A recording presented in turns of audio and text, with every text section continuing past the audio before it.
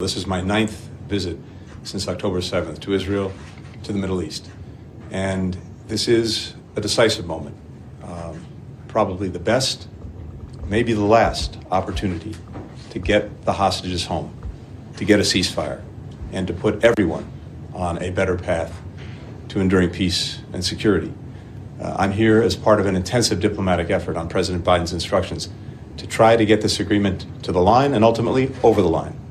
It is time for it to get done. Is the United States trying to quench the flames of fire of war in the Middle East, or are we fanning them? Or what might possibly be worse, are we just being dragged along like an unwilling partner into the conflagration and then being asked after the fact to actually provide the ammunition and the weapons and the fuel for that fire of war? I think you know where this is going.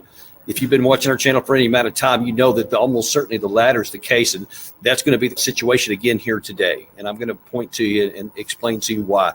There was a headline in Newsweek here a couple of days ago, which just really has me irked, and it's just more exasperation than anything else. As you can see, I'm actually still on the vacation. I'm on the way home now. I'm actually in the airport in Munich, Germany. Not too much longer, we'll be boarding a plane and getting one step closer to home. But again, these things are just going on, and I feel a need to share with you what's going on, keep you informed, and so you know the truth. When you see headlines that are popping out there, that you're aware of what's actually going on. The Palestinian death toll continues to climb, continues to go up. It has never stopped. And one of the reporters at the State Department press briefing last Thursday asked a question and said, hey, when will this ever stop? Watch this exchange. Now we have at least 10 to 1 Palestinians that have died. When will enough be enough? Because I know you say, one more, we don't want to see it, but the fact of the matter is that you've been saying this since last December. And we have killing every single day. Every single day, no 24-hour goes by without killing at least 36, 40, 50 Palestinians, most of them children. So, when will enough be enough? What we are exactly focusing on is trying to have a resolution that would allow the fighting to stop. That's why we have time and time again, and again just a moment ago, I said that the best thing for the parties to do to minimize impact on all, including the Palestinian civilians, is to accept and finalize a ceasefire deal, one that is encompassing of the hostages being returned, an influx of humanitarian aid, and broader diplomacy to happen for the region to get out of this endless cycle of violence. This endless cycle of violence. Now, if you just listen to that comment, if all you heard was his quote there, you would think that the United States is doing all it can diplomatically to bring an end to this war and to try to bring diplomacy into it so people can talk things out and not have to worry about relying on this endless cycle of violence that he talks about there. But what is the truth of it? Now, as I'm talking, or as I'm recording this is actually on Sunday. Secretary of State Blinken is in Israel right now, allegedly trying to do that very thing, trying to talk about ceasefires, negotiated settlement. But that is coming on the heels of the likely Iranian response to what happened on, I think it was the 31st of July, when Israel assassinated a Hamas leader, this chief negotiator for the Palestinian side. When you hear Patel there, or any other State Department official, or anyone else in the West or Israel saying that they're looking for a negotiated settlement, the truth is what happens on the ground. And when you, as Israel, assassinate the chief negotiator for the other side, very unlikely that that's going to lead to any kind of negotiated settlement. In fact, it's almost certain to guarantee the opposite. And so now then, since that time, we've been waiting for an Iranian response. Iran has promised that there's going to be one. It's reasonable to assume that anyone who's had someone assassinated in their capital city during a presidential inauguration, on top of the many others that have been assassinated recently, that Iran is going to do something in response now. Iran's already had their embassy compound in Damascus destroyed earlier this year. They took a measured response, according to all parties here. And now then we're waiting to see what they're going to do now. So while we're saying that we, meaning the West and Israel, are seeking to negotiate settlement, you see the evidence on the ground screams the opposite, that we're not doing that. Well, now then, a couple of days ago, I think I mentioned to you a second ago, in the Newsweek, there was an article that came out that said, Israel officials say Iran war inevitable and the U.S. should strike now. So an Israeli diplomat has told Newsweek that a large-scale confrontation with Iran was, quote, guaranteed to come, and called upon U.S. President Joe Biden to take direct action against the Islamic Republic sooner rather than later. It's inevitable, Fleur Hassan Naum, a special envoy to Israel Foreign Ministry, told Newsweek in reference to the looming possibility of a war with Iran as regional tensions threaten to boil over into serious escalation. Now, look, it doesn't take a rocket science to figure this out. Israel is doing everything it can to get a war, and it wants to drag the United States into it. Folks, I'm just going to tell it to you like it is. The evidence is overwhelming and irrefutable. I don't care what words are coming out of State Department official spokesmen or what words are coming out of Israeli leaders. The facts and evidence on the ground scream that the opposite is the case. They are trying to start a war to drag our country into it. And now you see they're actively lobbying in public, and you know behind the scenes they're doing the same, to try to get the United States to go into war with them. Now, almost certainly the Biden administration does not want to go to war with Iran, certainly 3 or so months away from a presidential election that they want to win. We shouldn't want it at any time, but just even taking the morality out of it, just their self-interest, they don't want one. Iran certainly doesn't want a war with the United States to get into a war. They want to be, they want to have influence in their region, and they don't want to be bullied around, but they don't want an actual war. But if they're cornered into it, and if they're shoved into it to where their choices are either allow a foreign power to continue to attack and destroy their senior leaders at will with no retaliation, or take action and possibly get into a war, I promise you that at some point they're going to go on the latter route. And this is absolutely avoidable. It does not need to happen.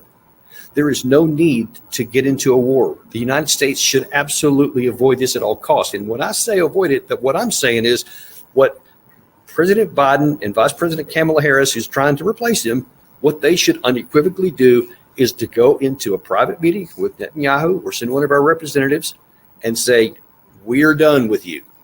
If you take any more provocative action that draws yourself into a war with Iran, you will be on your own, and then say so publicly. Now, I know you're saying no one's ever going to do that, and you're probably right. I'm telling you what should happen. I'm telling you, if we had actual leaders, if we had men and women of courage that does care about the United States first and foremost, that does care about the Palestinian people, that does care about the Israeli people, if you do what you actually say with your mouth, that's the action you would take. But when I hear those words coming out of your mouth, but then I see your actions leading to the exact opposite contradiction, what is any reasonable person left to conclude?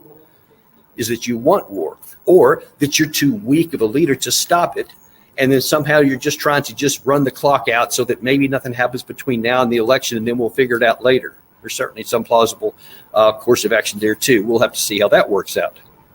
But listen, that clip I played at the first there about Saeed, the reporter, that he's saying when is enough, because the biggest bill payers so far have been the Palestinian people. Now that could be expanded into the Lebanese people as well, who also don't want a war. But they've been saying it. Of course, Lebanon and Hezbollah have been firing rockets into Israel ever since shortly after October the 7th. That's been going back and forth, and it's been threatening to roll into an all-out war. You have reports that the Israelis have ordered a new round of evacuations from that area. It's saying more Israelis to come out, implying that they're getting ready to have a war there, and they know that there's going to be lots of firing back and forth. So everywhere you want to look, actions suggest that Israel is getting ready to launch a preemptive war, and they want the United States to do their dirty work for them. I'm 100% out on that. I care a great deal about the Israeli people. I care a great deal about the Palestinian people, and I care even more, I'm not ashamed to say it, about the American people and about the American servicemen and women who signed up to serve our country and defend our country, not to be used as a foreign military for some other government.